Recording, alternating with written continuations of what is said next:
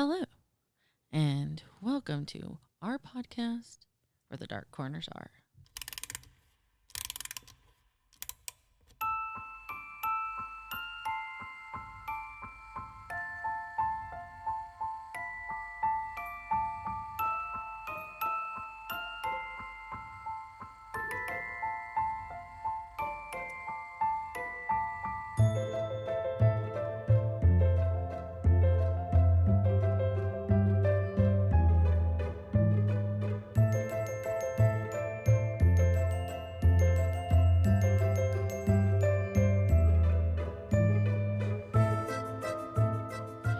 Hello, hello.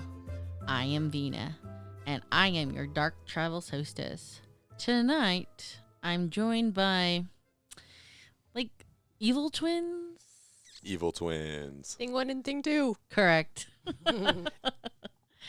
And today we're doing our first segment called Killing Families.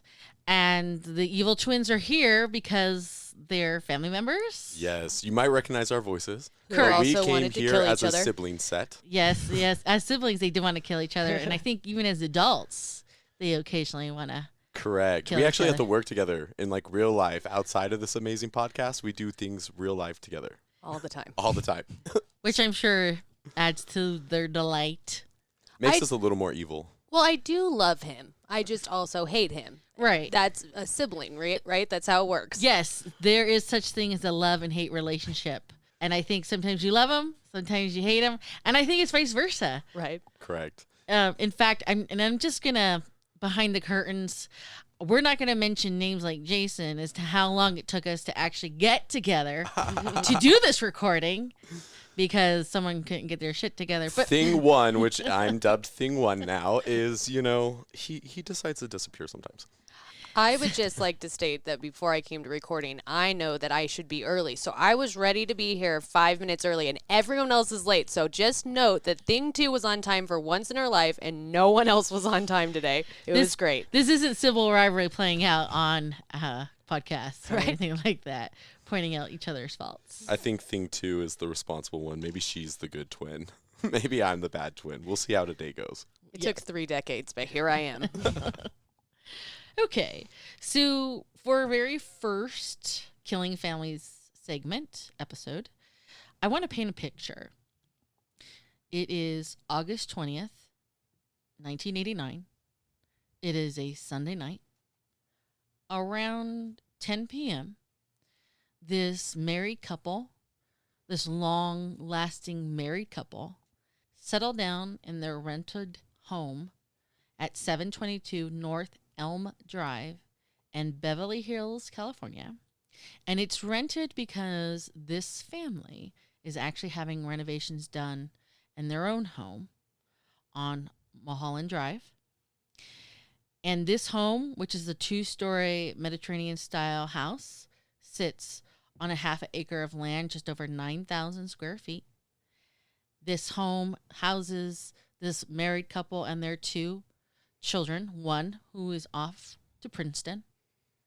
And as they're settling down with their bowl of ice cream, they're getting ready to watch a Sunday night movie. When all of a sudden, the doors to the study burst open. Gunshots from 2 12-gauge shotguns ring out. And this couple gets murdered unexpectedly. And as part of this scenario, those who heard the gunshots fall into 2 categories. They thought either they were teens playing with fireworks, or those who heard the gunshots in Beverly Hills simply chose to ignore them because this type of crime simply did not happen in Beverly Hills, California. And everything I just read will soon come to light is a lie. So tonight we're going to delve into the dark corners of the secrets of the Mendez family.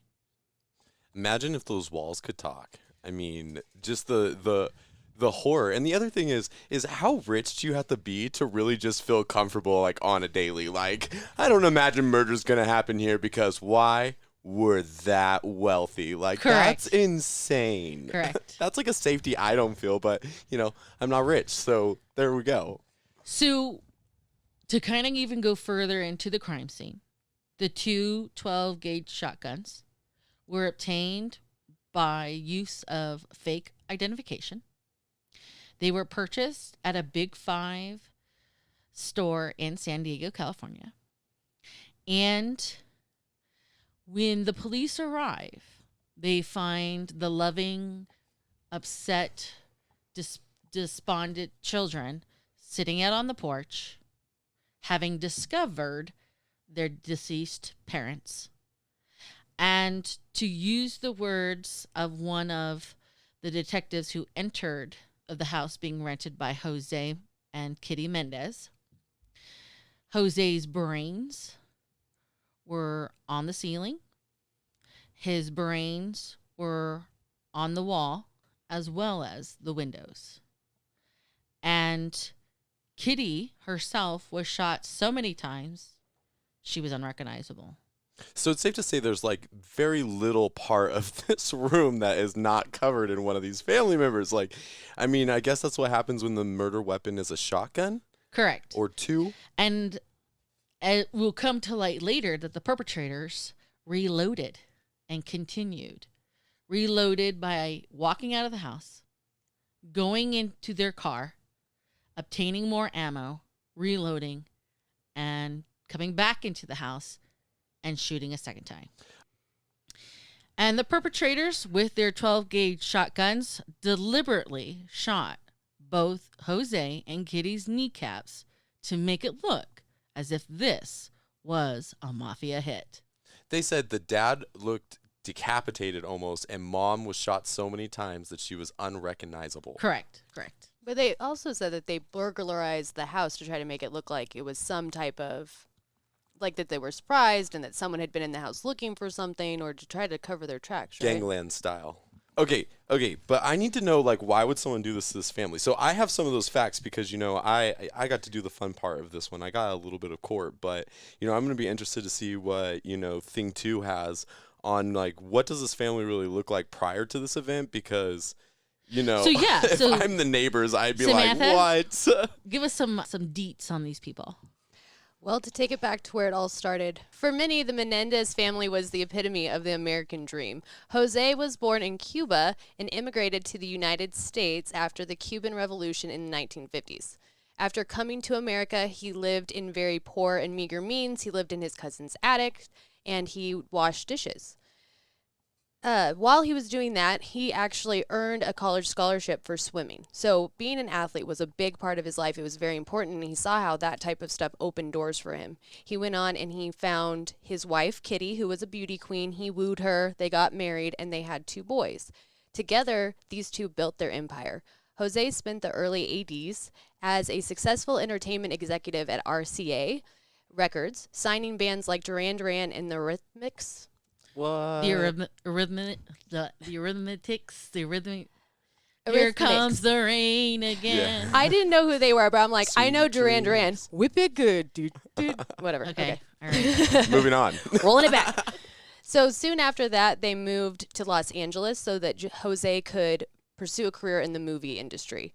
They bought a beautiful house on one of the most exclusive blocks in Beverly Hills. Wait, before we jump Lyle. onto the boys, okay, so I've heard different things about Dad, but the number one thing that you hear about Dad is the reason why he is wealthy now is because he is ruthless. Like, he has taken over those industries and forced his competitors out.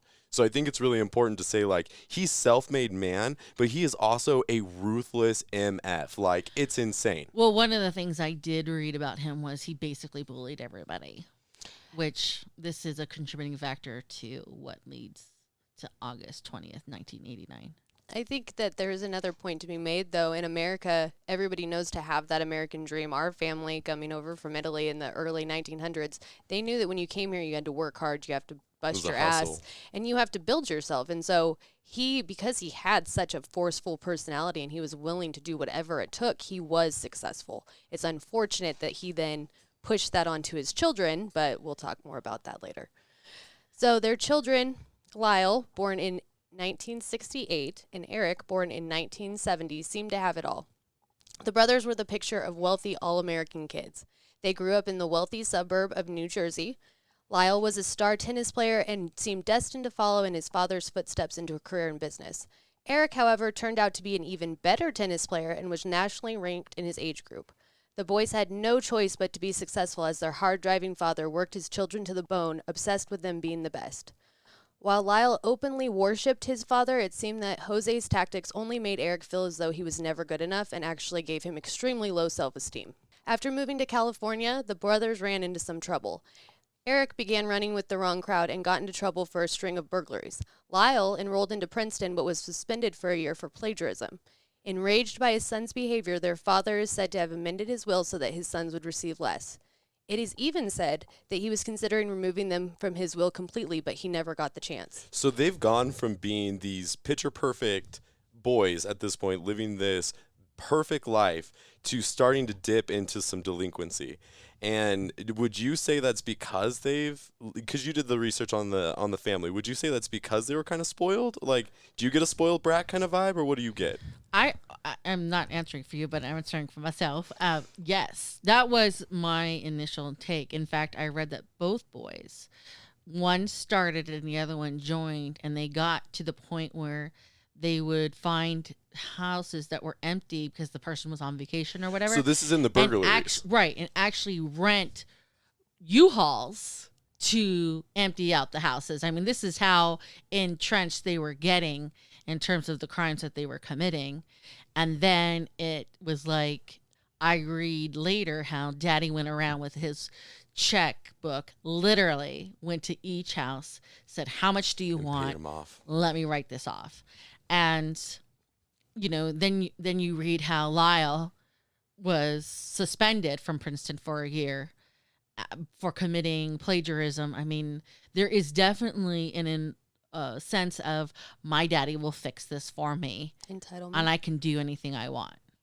Yeah, I do think there's a certain level of that. I do think that you also see this a lot with kids that are handed everything. When they don't feel like they have to be responsible for anything, they're going to go do something like this, right? So we had in the Beverly Hills area, there was that string of burglaries that also was done. It was the Bling Ring or whatever. Mm-hmm. Yeah, where they were show sneaking. About that. Well, mind you, all of those kids were from wealthy families that happened to know these people, and they knew when they were around, same type of thing, knew when they were around, knew when they were gone, knew how to get into their houses, and they went in and stole tons of jewelry. And those were like second houses and stuff too that they just knew were empty and stuff were easy. But like you said, they had like intimate knowledge there. They knew, right. So they knew who these people were, they knew what kind of stuff they had, and it was easy for them to say that it was just financially motivated and it probably wasn't these kids. Well, then come to find out they're rich kids. Like everyone just thought they were breaking into stars' houses and stealing stuff. Well, it was actually people that were in that inner circle.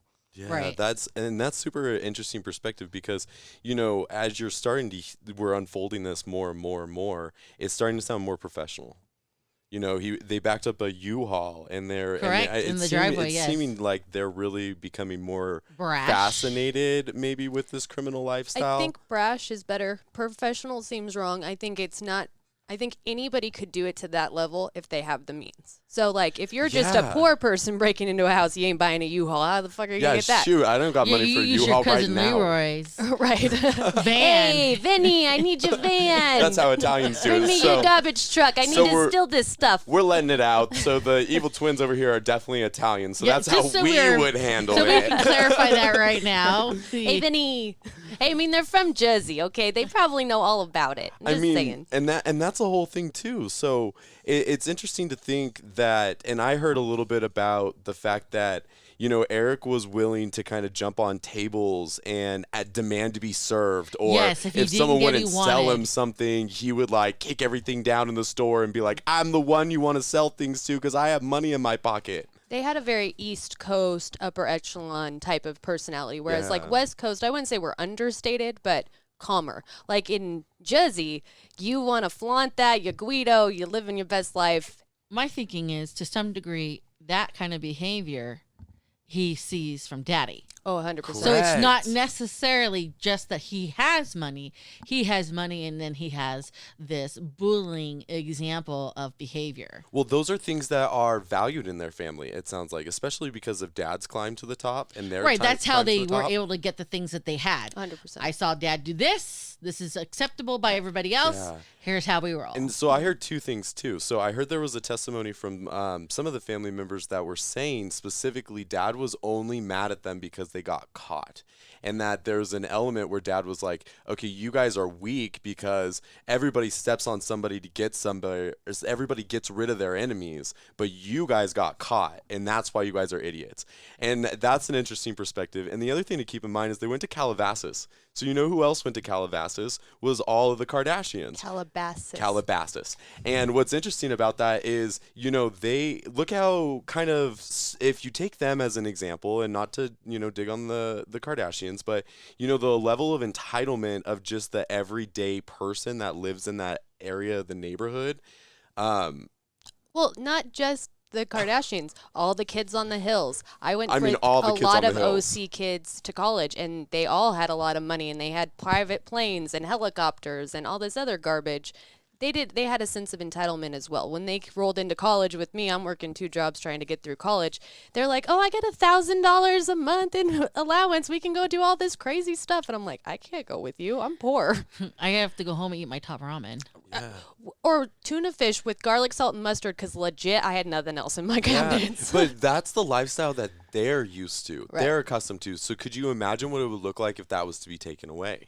Well, and this leads us to what transpires after Mommy and Daddy are dead.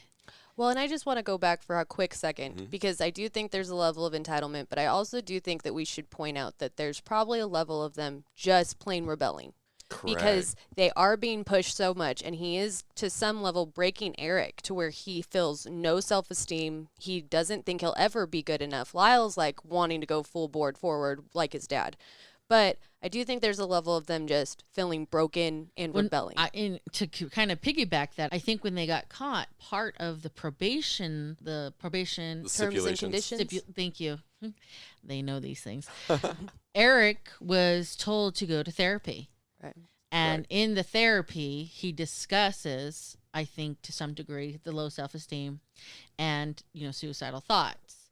That, I think, comes later. Yeah. But either way, this is when he actually starts getting, to some degree, actual help. You know, I want to touch on that too because the prosecutor said, and I thought this was so interesting, but had this crime occurred in a low income area, it probably would have been prosecuted in a way where they would have ended up on, you know, one of our caseloads on probation or in child welfare. But because this was done in such a white collar community, she goes, the solutions that you see here is a trip to the psychologist.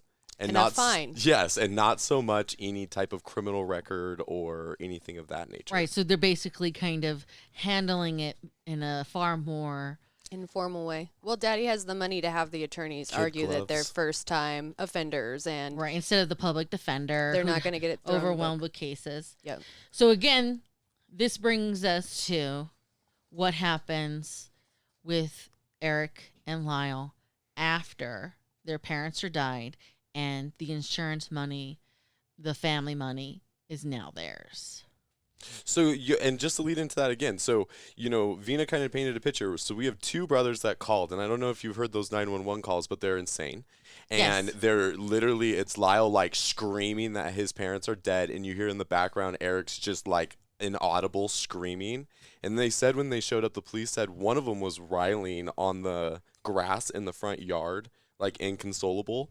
And so then we're going to lead into, so they got paid out $400,000 in insurance money. That's what happens Well, you upon know- the death. So just so you understand, because nobody called 911, when the brothers were there and no cops showed up, they themselves had to call the cops. Correct. Because again, this kind of thing didn't happen in Beverly Hills. Well, and as much as this was an overkill of the parents, this was an over-dramatization of the sons. Correct. So, yes, I actually read accounts of 400,000, 500,000, 700,000. And, I do find it kind of interesting that, we're literally talking 4 days later, they have cash in hand. Lyle spends about $64,000 on a Porsche. He buys into a restaurant. He buys a Rolex. Eric buys a high-priced condo, a Jeep. He takes lavish vacations. He even hires a full-time tennis coach at the low, low price of $50,000. And I think it was Eric, but one of them even invests $4,000 into a rock concert that actually never happens. So they're literally rolling into the dough. And you add this to their previous behavior of misconduct with the thefts, the plagiarism, and now you have these post-death shopping sprees. And later it comes to light, because he shared this with everybody, Eric Mendez kind of fancied himself to be a writer. And he wrote a script of 2 brothers killing their parents for the insurance money. And the information he provides is almost exactly how things transpired on August 20th, 1989. If that doesn't give you chills, I don't know what does. And the worst thing is so who gives us that piece of information? Their like best friend, like one of their best friend who literally read the script and was like, that was crazy. I can't believe that. And then when it transpired, they were talking about watching everything on the news and being like, that's exactly how it went down, because once they first put out the first copy of the script, I guess they fine-tuned it. And in hindsight, when they go back and look at it, it is eerily similar to the actual events. So it's... Well, I'm just getting strong OJ vibes. I mean, It is like, I didn't do it, but if I did, this is how I would have done it. Except he does it before the bullets start flying. I think we call that premeditation. Fantasizing. I don't know. Second degree, first degree murder? Premeditation's first, yes. So, and of course, in addition to the shopping spree, there is the computer scenario. Apparently, there was a copy of a altered will, writing them out on Daddy's computer, that the boys hire a computer professional to review, to maybe get rid of. In addition to that, in the review of the documentation that are on the computer, they come across a file with their mother's name on it, and Lyle orders the guy to delete this file because he was concerned that there was information in the file, Kitty's file, that would reveal what was happening, what was really happening prior to all this scenario, and he didn't want it shared at that point in time. Now, I do want to point out that the boys were actually told a year prior by the executor of the state that either they've been cut out or they had... So we're hearing 2 different versions. That I heard that they were cut out. You said that they were reduced, the amount that they were reduced. And I think Kitty was rewriting hers. So Kitty's brother said that he went and saw her, and part of that interaction that they had was her telling him that, she was revising the will and she was writing them out, and she said specifically, they're getting none of my money. And he said, well, Lyle's here. He's going to hear you say that. And she's like, they know. They're aware. Well, I think they use that as a threat. And I think the other thing that's shocking in this is that when they killed their parents, they were 19 and 21 years old. So you still have a lot of life before you're going to get this inheritance anyway. Your parents still have a lot of life before you're going to get this inheritance. But for them, it was very concerning that they were going to get cut out. It's like anything could be fixable. I mean, you guys are so young. Your parents are still fairly young. But it was such a big deal for them. And the dad was obviously using the money as a threat because status and symbol and reputation was all that mattered in this family. Which is that financial abuse? There's some level of like they are dependent on him and he's, orchestrating the will. It's kind of a weird situation. Imagine what that would create in you. Well, I honestly think to some degree, the fact that Jose created this scenario where they're all dependent on him, they will jump when he says jump. Yeah. They will do what he says, sets the tone for this unfortunate state of mind for all of them. Now, you had mentioned previously, this is the age when they commit this crime. So let's talk about how, yes, they did do it, but how it evolves to them being found out. As previously stated, as part of the stipulation for Eric's probation, he was court ordered to go to therapy. Eric was seeing Dr. Jerome Oziel, and he had such a guilty conscience about the scenario. He started confiding a little bit into more and more into Dr. Oziel's appointments, and somehow it worked out to where the doctor began recording the sessions. I don't know if he had Eric's permission. I don't know if he did it illegally. So here he's now shared what has really transpired on the night of August 20th, 1989. But here's the clincher. And I have read two different versions of how these tapes that the doctor recorded became public. One was that Dr. Oziel's mistress, a Judan Smith, overhears Eric confessing. Because I think even Eric brings in Lyle, and even Lyle starts sharing and confirming their part in the crime.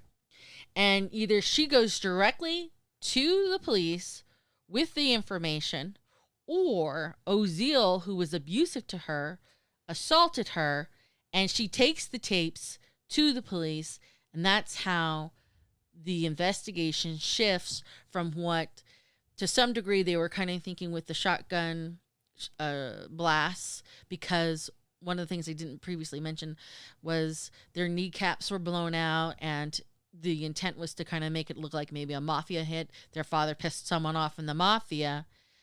It shifts the police's focus from potentially being this third party out nowhere's land to bringing it literally back home to the boys. So well, and I can kind of take over a little bit from there, because this is where really the legal battle starts kicking off, because everything's about those tapes. So preemptively, before going into court, the battle, I mean, months upon months of battle of just trying to get the tapes excluded from evidence. I actually think it went on for years, like 2 or 3 years. Yeah, and it was a large portion of, I think, even before we got to the testimonies, that showed a lot of intent around, maybe their understanding of what the outcome was going to be in court had those tapes gone in there, and what they had said, and how contradictory it was the day that they were being interviewed by investigators and the things that they told them then. Correct. So just to back up for a half a second, I believe that providers can record. They should tell people that they're recording, but they can do so when they're doing their therapy sessions, especially for note purposes and record keeping. But it does, the tapes, this whole controversy with the tapes is coming from a place of patient-client confidentiality. And that's why this is such a conversation, because the girlfriend shouldn't have known because of that confidentiality. We can't really give the tapes out because of patient confidentiality. But there was the case of Tarasoff versus the Regents of the University of California, which happened July 1st, 1976, when they talked about a failure to warn and what your duty is as a provider towards people that may or may not be in danger.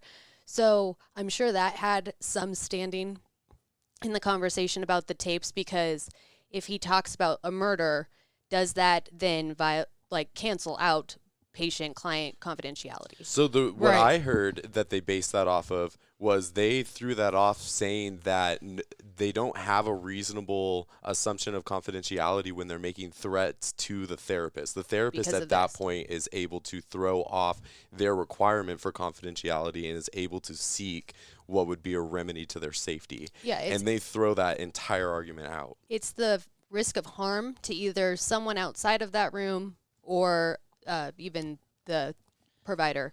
But that's what Tarasoff dealt with, was that this crazy man was saying that he was going to kill this girl. Well, then he did go kill the girl, and the psychiatrist didn't do anything about it or tell anybody, so they all got failure to warn, and they all failed in their duty to some extent. Some of it got overturned. But it's kind of the same thing. So he then can But we're talking about a crime that happened previously. Well, but if like thing one is saying he felt threatened, then that violates or that negates that confidentiality piece. Because he now has knowledge of a crime that where people were killed. Right. And hence, if they're willing to kill mommy and daddy, they might be willing to kill. Well, at that point, the information at the very least is open to be brought into court via subpoena.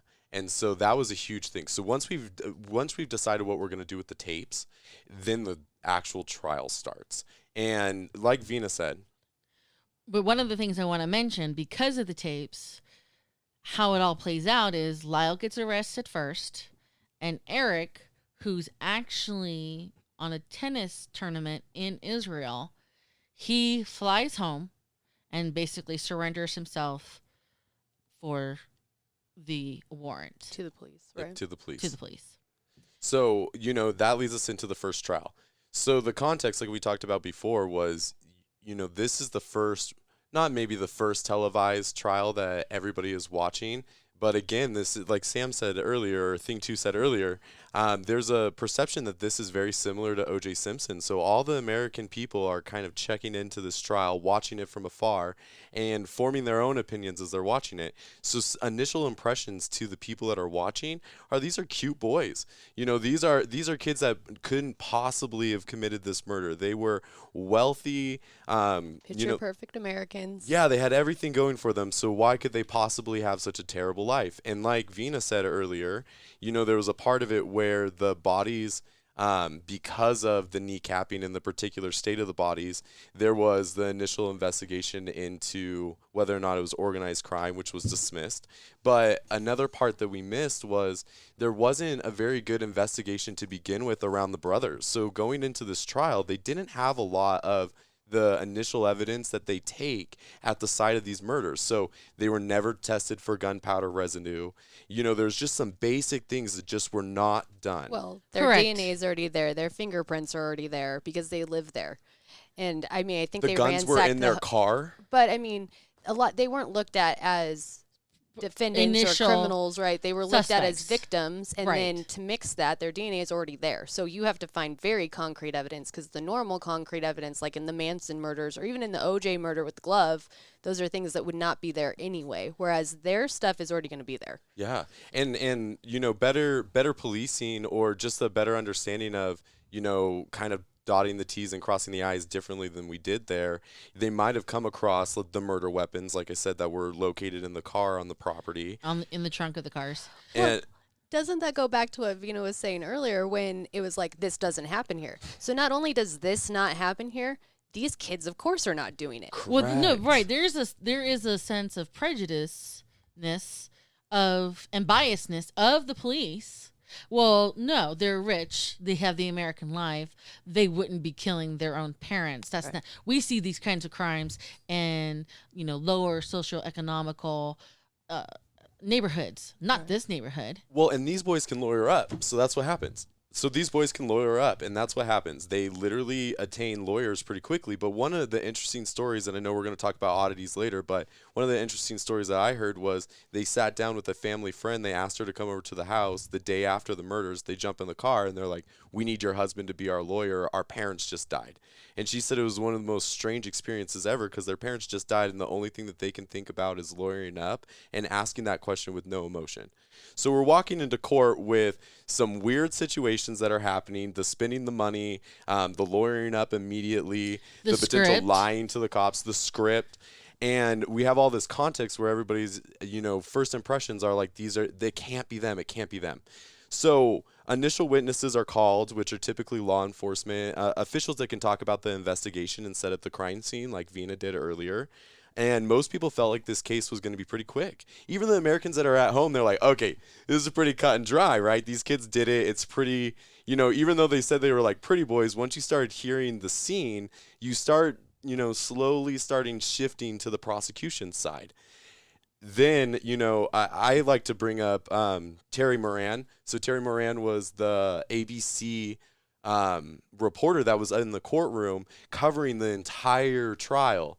And he said it was insane because the vibe in the courtroom prior to, the pivotal moment was that, this is going to be a pretty quick case. Prosecution's going to wrap it up. But all of a sudden, the game changes when the boys take the stand to give their own testimonies. Well, yeah, because, leading up to it, here's these gruesome murders. These are spoiled rich kids. They look like they're entitled, and they killed mommy and daddy because mommy and daddy threatened to take their money. And as soon as they had said money, they went out and lived their best lives. Right. And again, we have the script that says how they did it. So everything changes, though. So the very first person that takes the stand is Eric, which is the youngest brother. And when he took the stand, there's some basic questions back and forth about what their life looked like, and some of those financial abuse parts come out, some parts about, the dad trying to control his life, deciding where he's going to go to college. But really the moment changes when he starts talking about the sexual abuse that he experienced at the hands of his father.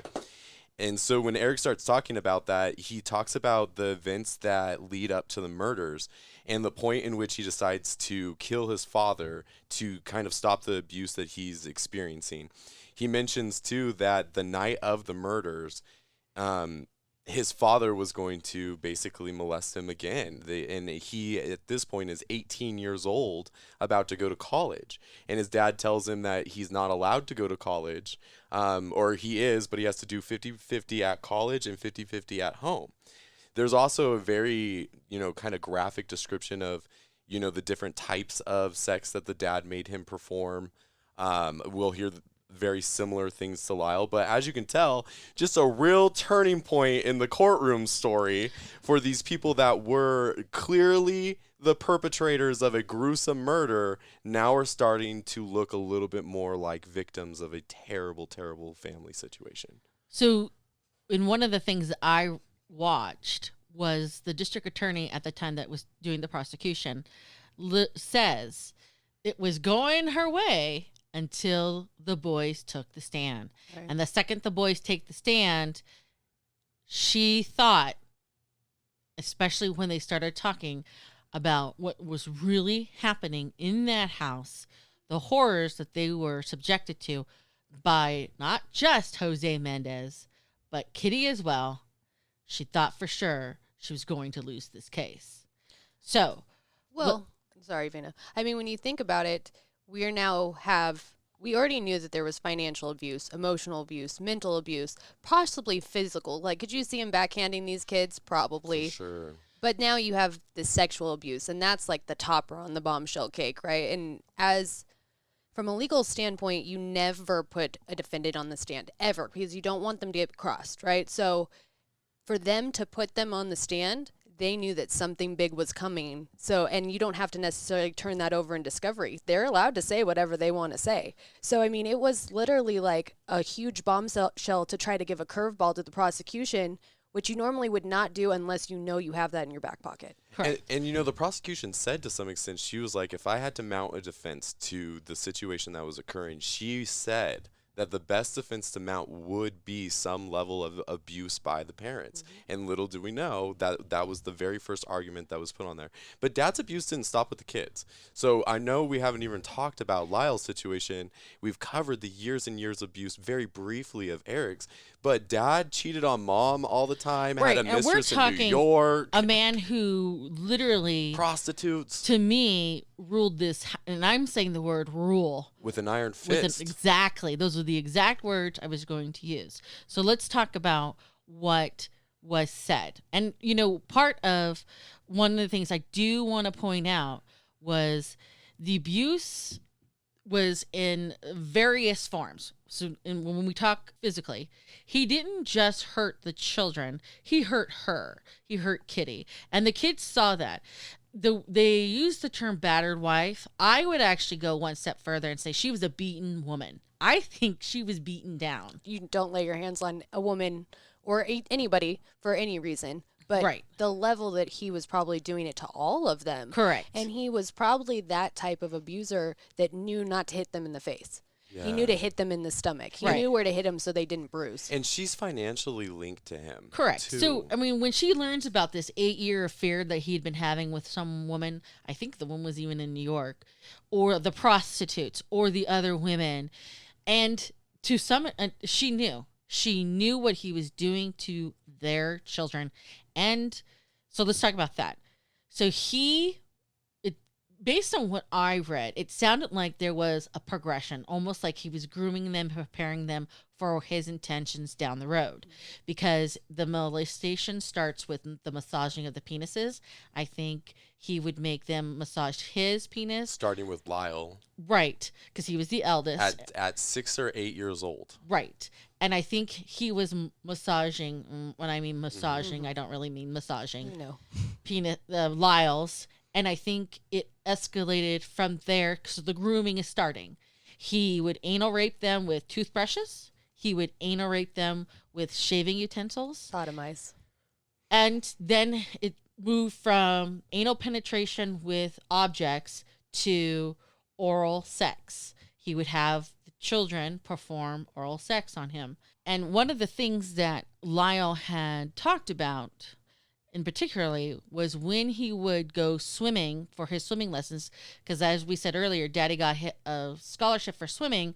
He forced swimming lessons onto Lyle, and it was during the course of some of these swimming lessons when Dad would come that he would molest Lyle, or it kind of sounded like that's kind of the beginning of the molestation for Lyle, because he would take him to the gym room, the dressing room. Right. And that's when the touching of the penises began as well. Which is isolated, too. I mean, to start grooming them isolated from the house in a place where they feel unsafe. Correct. That's a strategy. So he didn't like swimming anyways, and then every time Dad comes, something even more potential. Right. And then it shifted from full-blown anal penetration. It was actual sex. So when you said earlier, Eric was told they're going to have sex, they actually began referring to Eric's and Jose's scenario as a sexual relationship, which, I mean, that should be churning your stomach. It's churning my stomach to say these words, that this father, his natural born father and natural born son are in a sexual relationship is incomprehensible to me. Now, that's the dad. Wait, let me add on to that just real quick. So like I said, I briefly mentioned before that Eric talked about the 4 types of sex that they were having. And when he describes that, he says there's nice sex, there's rough sex, then there was knees sex and sex. Right. And if that doesn't show you kind of the progression that you were talking about, right. I don't know what does. And rough sex, to me, and the way that it was used in the context of the trial, made it sound like it was a punishment form of any time that they did something wrong, that's how Dad would respond to them. And in addition to Dad doing these things, the boys have contended that their mother sexually abused them as well. And so what they both have described is that she would have them sleep with them in her bed, especially in the nights Jose was gone. And she would have the boys touch her everywhere. And they would do this, and I'm using everywhere in quotes. They would do this because it seemed to make her happy. Now, I could be mistaken. I've not read this, or I didn't see this in a documentary. But as far as I'm aware, so far, neither of the boys have been asked, did you have actual intercourse with your mom? So that has not, to my knowledge, come to light. Now, for Lyle, this type of molestation ends when he's about 14 years old. And when this happens, the mother becomes very angry with Lyle. She becomes, and bear in mind, one of the things that both of the boys reported was that she was an alcoholic. She used pills, benzos pills in particular, and had several went to the hospital several times Right. for overdoses and had suicidal tendencies. Well, let's be clear. Most Stepford wives were using fen-phen. They were on meth. Right. So, I mean, it's not uncommon for these housewives to sit cope. there and just be okay with whatever the husband does. And because they're financially dependent and they like their life and they the glamour. looked the other way. I mean, the man had prostitutes. I mean, Right. Well, and then molesting her children, and she looked the other way. Right. And then But she with drugs. herself, right, exactly. But she herself contributed not only, according to the boys, the sexual abuse, but she would physically assault them as well. Okay. She would, this is one thing that I just kind of really stuck out is she would like pull the boys' hair, pull them by the hair, drag them by the hair. She would beat Lyle. She would kick Lyle. She'd chase Lyle around the house with a knife. And when Lyle refused and was like starting to grow and be, get interested in women and start dating women, Boundaries. correct. She started calling the women he was involved with whores, bimbos, gold diggers. She accused Lyle of having AIDS. She would make him eat on paper plates in the den, away from the family dinners. And, this is part of, one of the things that came to light. So the ironic thing about this is that we're seeing that not only do they abuse them to keep them compliant, but they shame them to be compliant. And so that's a standard abuser control mechanism, right? I want to make Speaking a comment. of shaming, Lyle was losing his hair. Right. And they forced him to wear a toupee, and Eric didn't even know. Yeah. At the age of 19. Right. And I mean, I'm just going to share this. This is kind of personal. But when I was getting ready to graduate from high school, and I came from my mother was a loving woman. I was so scared of what was next, what college was going to look like. I actually started having hair loss. Right. It's a stress mechanism. Correct. So to me, if you're so stressed out, you're losing your hair to the point where you need a toupee. That to me is a solid reflection of the anxieties and the situation you're in. But instead of looking at why he's losing his hair, Dad, and it's mostly Dad that actually makes him wear the toupee. Correct. And that's all about the family image. And again, we were talking about Mom. Mom has the same thing. She's willing to do anything to preserve the family. So I don't know, in my personal opinion, we're not casting judgments here until after maybe the trial.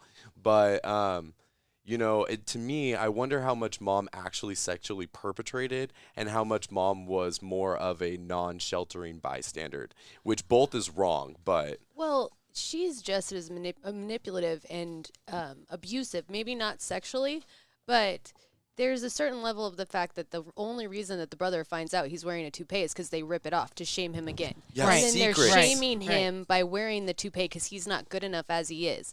Yeah. And then the mom is taking out all of her anger and aggression towards the dad cheating on her and having an affair and feeling abandoned on the boys and telling them that they're dating whores and sluts when really she probably wants to say that to the dad. Right. She's redirecting the projection of her anger and frustration. Because Correct. they too abandoning her. And the Right. boys are living out the same stuff that Dad's doing. They're following in the same footsteps. Maybe less Eric and more Lyle, but it's still occurring. So you can see how Right. that's The triggering behavior mom of too. Daddy is being displayed in them. And part of the physicalness of Jose, going back to the swimming lessons, if Lyle pissed off his dad was actually known to grab Lyle by the hair and pull him by the hair out of the pool. So, I mean, this poor guy is just getting literally yanked everywhere. No wonder front his of hair's people. falling out. Maybe it's a defense mechanism. Just get rid of it all, and then they can't grab me by my hair. Exactly. But Now, and one of the things I want to point out, it's very easy to say you did these horrible things to me and they're dead and there's no ability to rebut. However, we do know for the instance of Eric. Eric, at the age of 6 years old, actually had to be taken to the doctor, to the hospital, for an injury to the back of his throat due to the forced oral copulation he was forced to perform on his father. And so now we're starting to see medical reports. But in addition to that, both of the boys actually not only talked to family members a cousin in particular for Lyle, and we'll get to that in a second. But more importantly, Eric wrote letters. He wrote letters off and on as a kid. And when Lyle confessed to a cousin who was spending the night at the house, hey, can I sleep with you? I don't want to sleep by myself because might happen. The cousin was so upset she confronted Kitty. And although Lyle may have learned later, that's when the assault stopped for Lyle. And that's when I think things focused onto Eric, because basically from the age of 8, he's raped by daddy in some form, or molested by daddy in some form, until the night of August 1980. Until he's 18. Well, correct. It's important to say that. Right, that's because what I'm it's saying. now They were focused on- in a sexual relationship. But I do. Okay, so I do want Of to go course, back. a forced relationship. Let's clarify that. Can I just make a quick comment? I'm just saying, like, listening to what this sick fuck did to these kids makes me want to kill him. I want to let him swim with the fishes. So, I mean, Right. it's really hard when you hear this stuff. I could only imagine being the jury sitting in this room. How do you not want to say, I get it. These kids, you know, had they not gone on this spending spree and like did all this crazy stuff and really overacted and then did like the premeditation of buying the guns, how as a jury do you not sit there and become enraged and sick to your stomach and want to, you know, you would want them to be innocent. They show exactly their uncomfortableness by their decision. And just so we're clear, because this has not been acknowledged in this particular episode, the fake ID that was used was actually owned by Eric. He used this particular ID to be able to, and I think the name was like Glenn Darrow or something, to get into clubs, to get alcohol, I'm certain. So that's where the fake ID comes from. Gotcha. But just a side note.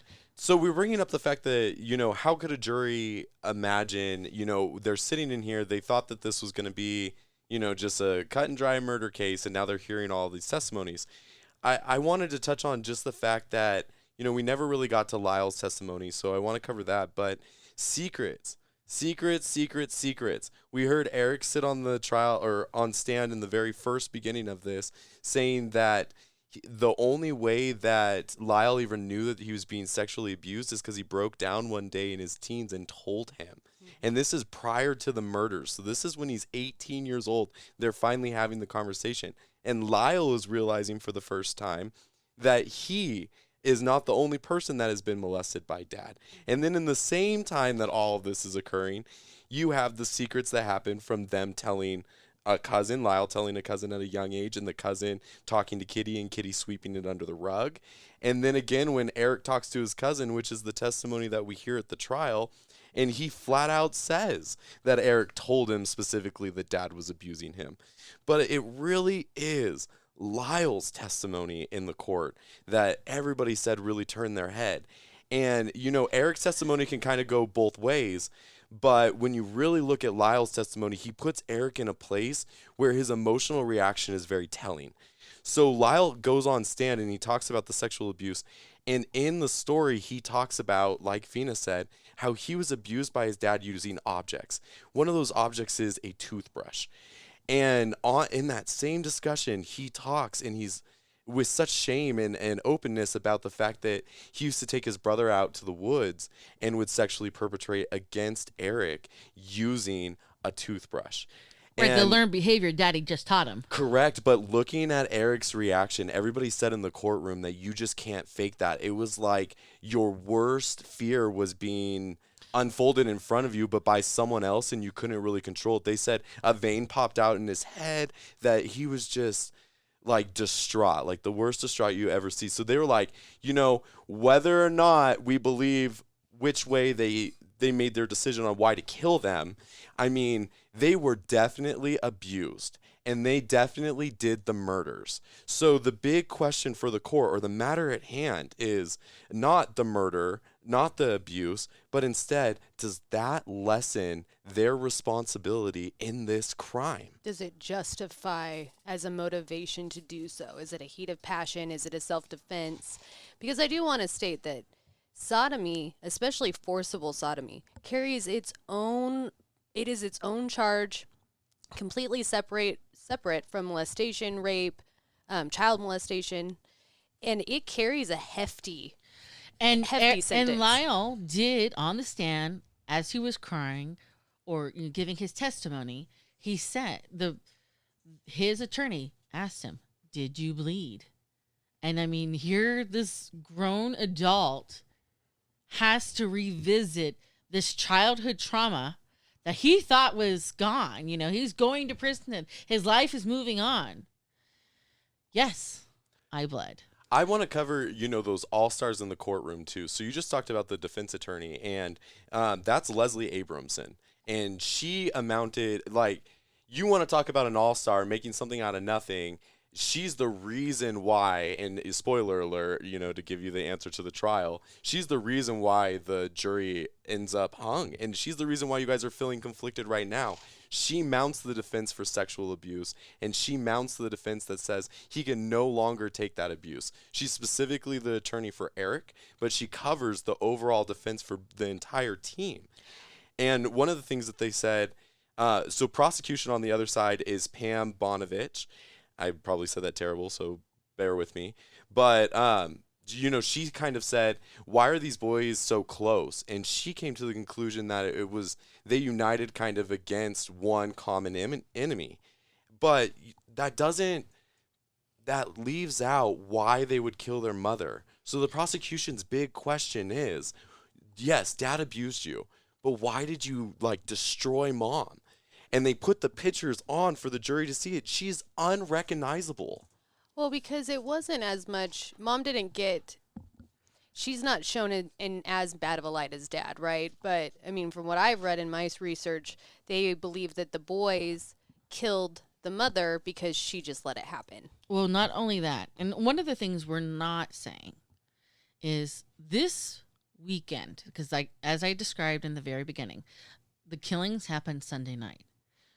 There was 3 days of absolute drenched drama in this house. This is the weekend Lyle learns about Eric's abuse.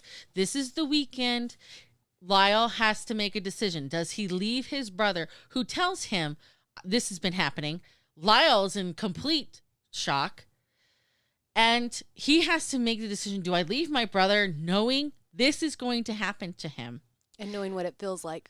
And then on top of everything else, when he talks to the mother says, I've known all along. You don't think I didn't know? Of course I've known. And blames him for ruining the family. Correct. They do this. She does this to Lyle. So we're not talking a split decision, because obviously the guns were purchased 2 days prior. But we are talking a whole weekend of emotional abuse explosion. And according to Eric, the dad said, you go to your room, I'll be there later for sex. And Eric was like, I can't do this, I'm going to kill myself. Eric was looking at, he wanted to go to college as the escape. He's 18 now. He's ready to leave that house and leave that abuse. He doesn't want to go back. And dad had just told him at the start of this weekend as well, prompting him to confide in Lyle, that he is no longer just going to go to college. He's not going to go to New Jersey, to Princeton, like he thought he was going to go. He's instead going to go 50-50 to Berkeley and spend 50% of his time at home with dad. He's not going to be free. Right. So, and that's one of the things I definitely want people to understand. I mean, you have a family fight, everyone kind of calms down, about 2-3 hours down the road, maybe you make your peace, maybe you say you're sorry. This did not happen in this house for this particular weekend. This was, Lyle, you're the blame, you're ruining this family. And, Lyle's got a situation where the brother is, he's going to, if he leaves the brother, knowing full well what is happening. And I just think that, to me, it's very clear how emotionally demented and the mental state of this family was for dad just to announce, go to your room, I'm going to have sex with you later, out loud. That's where they were. And that's not normal. That is not normal. So to circle back, this defense attorney, I mean, given high-paid fancy attorney maybe, but I mean, this woman used the cards that she was dealt. She did not shy away. She asked the hard-hitting questions. She put it all out there, and Someone called her like a 4'7" fireball.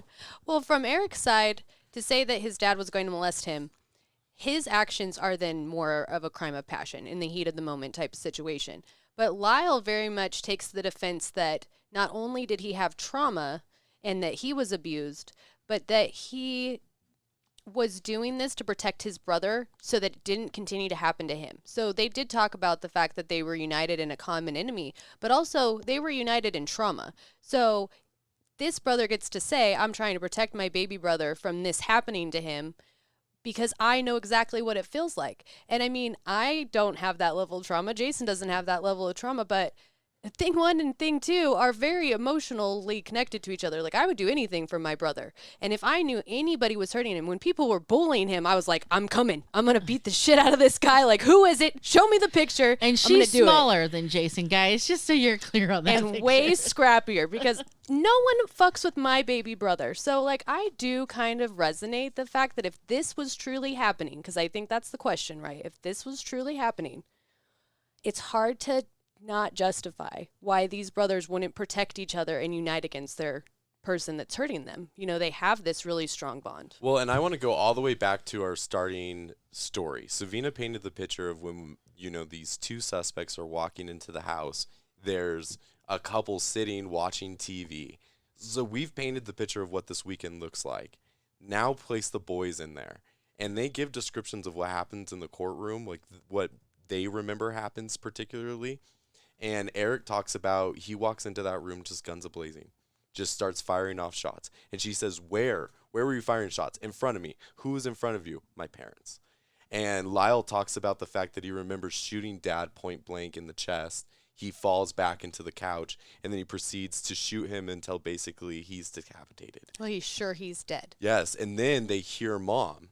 And this is, you know, Vina brought it up earlier. So, you know, whether or not maybe Mom was the direct perpetrator or whatever, Mom at this point has been shot.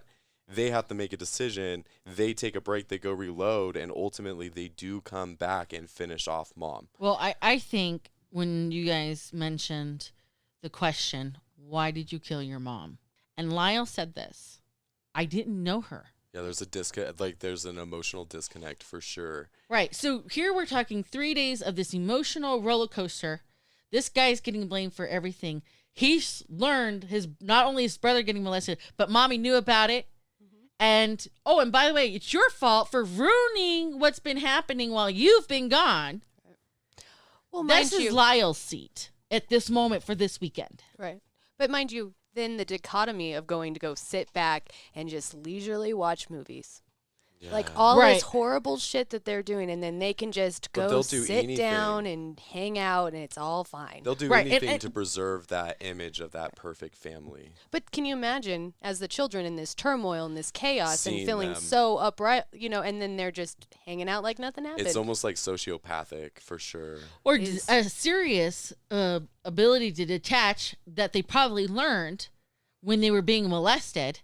They had to detach. Even the parents have a detachment from what they're doing as because they can just sit there and pretend to be a normal, happy family. Like they're not doing something terrible. They're chilling, whether or not the ice cream bowl is involved, guys. Mm-hmm. The fact that they're sitting together on the couch is a reflection of how these two people are completely detached from what the other one is doing. Yeah. Or just nonchalant this terrible, gruesome world. Like you said, the dark places behind the doors of this house. There's a clear acknowledgement and a dismissal of what's really happening there. So we've pretty much casted kind of all sides of the motive, all sides of how it played out in court, and even gave you kind of our thoughts. But to wrap out court... Yes. Okay, so to wrap out court, though... To wrap up court... what's really important is to remember some of these criminal elements. So they didn't necessarily find the argument about Mom... compelling, so it went kind of back and forth. You know, then there was the argument about whether or not sexual abuse was necessarily a self-defense motion against, you know, their actions of doing a murder. So let's come full circle and say the jury can't figure it out. So the jury comes back and they're told, they're like, we can't figure it out. We're literally struck in the middle. There's some people that think that it's for and for against. And literally the judge says, you guys got to get back in there and deliberate. So they go back in and try to deliberate again, and it comes back out a hung jury again. So what happens? We set up for a second trial. And there's actually a third trial, but I'm really going to focus on the first two trials. But the second trial, what's really important about that one is that it is the same judge. And the judge decides at that moment that it was improper and not helpful to due process to allow the public and the cameras back into the courtroom. So first step, not public anymore.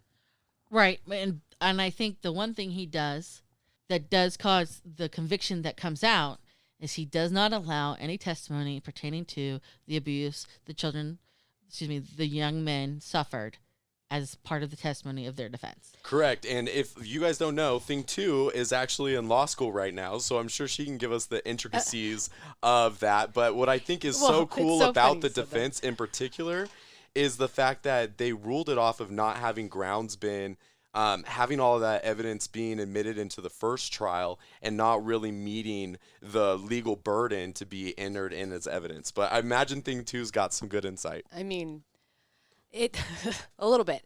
So, I mean, what happened is the first time, like I said, you don't have to put anything in discovery. So when they go to give their testimony, no one really knows what's coming. But in order to enter evidence, you have to lay a foundation. And because there's no rape kits, there's no proof of the assault, there's no pictures of the abuse, there's maybe one doctor visit that's 12 years old, because they don't have anything to substantiate that there was abuse other than them saying that it was abuse, I'm sure that they couldn't lay the foundation to bring it in. Yeah. Just to remind everybody, in the first trial, the cousins that Eric sent letters to testified, yes, he sent me a letter. And I think there was even copies of letters.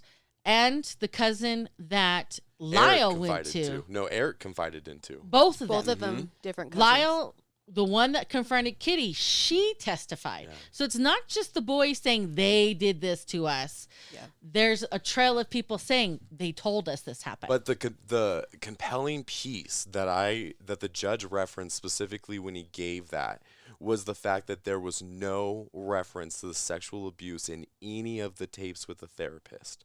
That the only thing that they talked about was the crime. I don't think they had enough to lay the foundation, and I think that's why it became inadmissible. So one thing that a defense attorney can do is they can say something. You know, the classic defense attorney move is spaghetti on the wall. Well, don't you feel like your dad is a molester? And they're like, objection. And they're like, oh, yeah, never mind that. You know, but they rang the bell, right? So right, they put it out there. They make those comments, and then they pull it back. That. Right, but they rang the bell, and that's exactly what it is. You can't unhear it. So essentially, I think that's kind of what they got away with in the first one, is that they could put these testimonies in with little or no evidence to back them in the testimonies. But then, like, in hindsight, because there isn't anything to substantiate these claims, the judge probably did not want to bring it in because there was no foundation to use that as evidence. Okay. So second trial has none of the juicy parts of the first trial. And it ends with life in parole. Well, life without parole. Yeah. And I think the third one ends with... I think that was probably an appeal. Okay. So that's how they're currently now both in separate prisons. Oh, we got updates. Thing 1 and Thing 2 got updates because this has had like a revival. Well, so Thing 1 and I had an argument all morning because, to me, I say that you, on a very basic level, you fall into one camp, right? You fall into the camp that either feels like these brothers were molested and abused and they had reason to kill the dad and mom. And did they do it right? Did the spending spree make it seem less? Whatever. Sure. Or you believe that these brothers are just greedy Murderers. And they brought in molestation and abuse as a way to justify the fact that they just wanted money. But if you do believe that Lyle was really trying to protect Eric because they both suffered this level of abuse at the hands of their dad, they did go to one prison together to be processed. So that's standard procedure. You go to a processing institution. They were interviewed, a very classic interview that you can still find today. I think together, right? Yes, correct. But they only saw each other for a short amount of time, and then they were both, so they went to prison on September 10th, 1996. They did have that interview. And that was the last time that the brothers saw each other. So then they saw each other on 2 separate buses going to 2 separate prisons. And they stayed at 2 separate prisons, unable to talk to each other at all. And while they did that, they couldn't talk to each other on the prison yard prior to being sent, and they went in separate vans to separate facilities. They weren't allowed to talk on the phone. However, they could write letters to each other, and they played chess games to each other, sending moves in the mail. So that was kind of interesting. Well, and I thought it was super sad because if you watch the interview at the very end, she kind of talks about what's the consequences of their actions and what they think is going to happen next. And both of them kind of echo the sympathy that, we have lost so much. We gave up so much. We've endured so much. Yeah, we killed our parents, to get rid of their abuse. And because of that, and we weren't open to it to begin with, because of that, we weren't really able to live our lives, and now we're going to be separated. Even now we're going to have nothing. And then they lose each other, and they did lose each other for 20 years, and now they are finally housed again together at the same institution, and they're actually, ironically, in Donovan in San Diego. Okay. Which, it's like full circle. Here we go. Where they got the guns, Right. where they're going to serve their time. Now, it's my understanding they're both married. They are both married. Eric has been married for 20 years, and Lyle has been married for 14. Prison groupies. I think Lyle's been married twice, so. I think they have Prison maybe both been groupies. married twice. But, there's always those people that just want to be with the notorious men behind bars. Right. But this is an extremely relevant case because, as Thing One said, it's now popping back up. It's all over TikTok right now. Yeah, it's pretty crazy because, I am part of the tech generation. So Thing 2 is on the tail end of the tech generation. And literally, for me, I'm like, y'all be crazy. But as it comes back up, it was really linked with a TikTok video that had, I can't remember who was the singer, but it was all about being in love with bad boys from prison or whatever. And it literally shows Eric Mendez on there. And it's like, how cute is he? Yeah. And so all these TikTokers are like, who's this cute boy that went to jail? And they start diving into it. And it's interesting, but all across the board, millennials are feeling like this was, misrepresentation, that this was. But when you look at the public at the time, their position was completely different. It's interesting to see how this is being retried in the public. So one of the things I want to touch down is what you just said. The perception of the public has definitely shifted from the time that they went to trial to now. Well, because mind you, these murders happened, me being 34 years old as of a couple days ago, and them committing the murder, right before my first birthday. It's been 29 years, or 32 years actually. So, I mean, it's insane now to see how different things are because we have the Me Too movement, and we have where we're taking victims so much more seriously. Like in this day and age, victims. Well, right? Would they still have been convicted in our world? So, Probably not. This is exactly my point.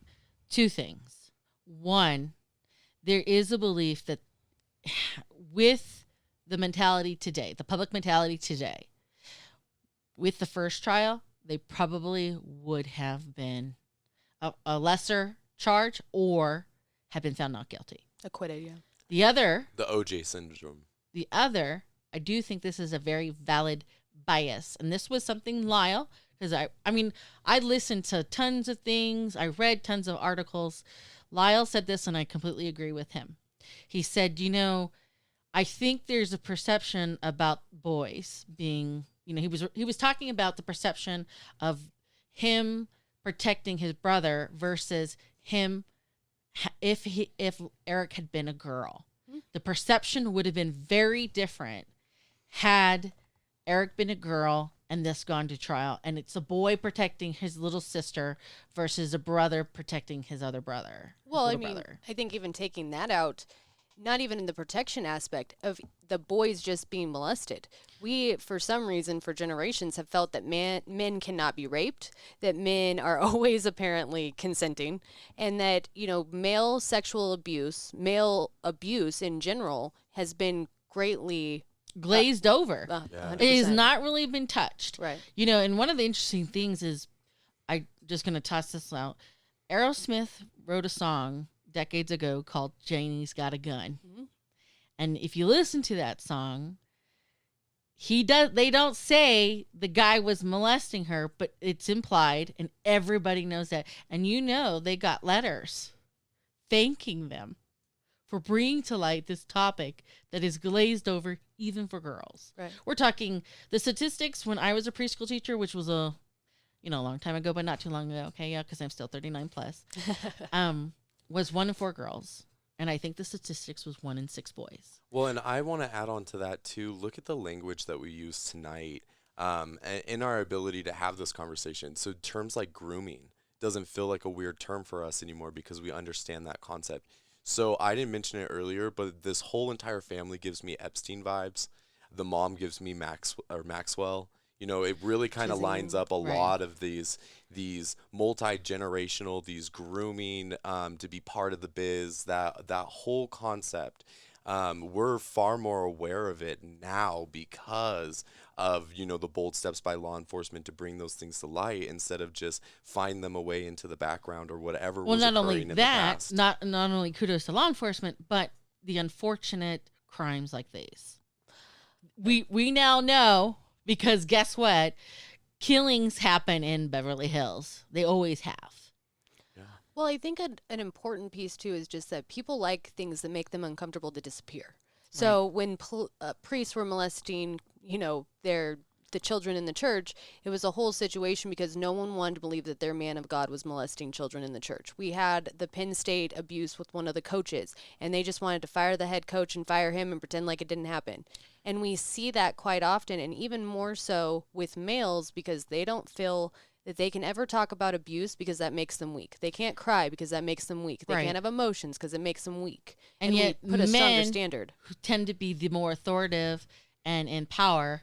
And so, I think it was Sugar Ray Leonard himself, a prominent, famous boxer who recently came out and said, I was molested. In fact, Mumford and Son, Marcus Mumford himself, has written a song, has released the song saying, I can still taste you. And he's referring, obviously, to an abuse he suffered, I think, when he was a small child. And his mother didn't even know. So do we want to wrap up with our final thoughts? We do. I want the last final. No, actually, I would like the last final shot because I want to give you the last taste of, for me, was a pivotal moment in my research of this. So we'll start with you. I'm just saying, am I even needed here? Should I go? Well, someone has to be before the last spot. Right. So my final thought is that it's just, to me, it's funny that this is all coming back up. Not funny, but that it's all coming back up because ABC had a 2020 special maybe a year ago on the Mendez Brothers, and everyone's like, there's abuse. They should be retried. This is garbage because of the culture we're in. So I think we're moving forward, which I absolutely love, that we can talk about power dynamics and grooming, and that men such as famous boxers and musicians and celebrities are knowing that even in their older years of life, it's important for them to come out and say, me too, I did this too. And that they can join part of that Me Too movement and be able to bring light to abuse even for males because it's been so hard and it's taking these people generations to be able to talk about it. I think that's amazing to see that our country is moving forward and that people are really trying to open up, not to help themselves or get justice for themselves, but to ensure that these types of things don't happen to generations to come. Okay. My final thoughts have to do with the fact that, I think tonight we have brought light to the dark corner on this topic. And we're not very political generally over here, but I definitely see that the more that we bring light to these dark corners, the more that we talk about them when we do shed light on them and identify what is really happening in those dark corners, the more that we remove those dark corners from actually occurring and being allowed to occur in the silo that they do occur. They get darker if you don't shed a light upon them. Well, breaking the stigma. Right. Now, I'm going to share. When I first started this, I was definitely in the camp of, I heard about Eric getting on the table and throwing shoes at the shoe salesman because he wasn't getting the attention he wanted. I heard about the $64,000 Porsche and the script, and I'm like, these kids absolutely fucking did it with this, entitlement mentality. But my pivotal moment was actually when I watched the video, and I want to leave this image with you about one of the things the boys kept saying. Our father was very brutal. Our father was very brutal. And again, I am of the opinion that you can say anything about a dead person, and they aren't there to refute facts. They aren't there to dispute it or provide information to counter. Defend themselves. Correct. I watched an interview from a woman who said that she was friends with Kitty, and she shared this story. And this story, I think, was my turning point, and I kind of started seeing things in a different light. She explained that the Menendez family had a ferret. They always had ferrets. Yes. And she explained that one of the ferret died. It looked like it potentially had gotten attacked and killed by one of the dogs. In response to this, both Eric and Lyle finds the dog's head in the refrigerator as a result. It was a German Shepherd thing too. You have those. I know that. This is how brutal their father was. Right. No loyalty to anybody. All right, so that's our show for tonight. On to business. Facebook. Like, comment, share. Tell us if you guys think that they did it. Give us a shout out. Tell us what side that you stand on. Make sure that you tell your friends to come listen to us. What stories do you want to hear next? What topics would you like us to cover? And roll that music, Vina. Or Oh, no. She'll point at you when Yeah, it's I'll your let you turn. know. You pointed. I thought you were going to add pointed. if you want to join Facebook. You did do good She until you. pointed. But like you said, if you have a theme or a topic or a family killing that you want thing 1 and thing 2 to go over, send us requests at wherethedarkcorners@gmail.com. And so we can do exactly what Jason suggests, shine the light on these dark corners. Get these topics out. We don't need them to be family secrets. They're not helping anybody. Except for corrections, the Department of Corrections, okay? Or just hear our hot takes, because we don't agree very often. No, they do not. In fact, it's been very interesting. But either way, so until next time, please remember, only the few can find the beauty in the darkness, which is why we hope to meet you where the dark corners are. Cue the music.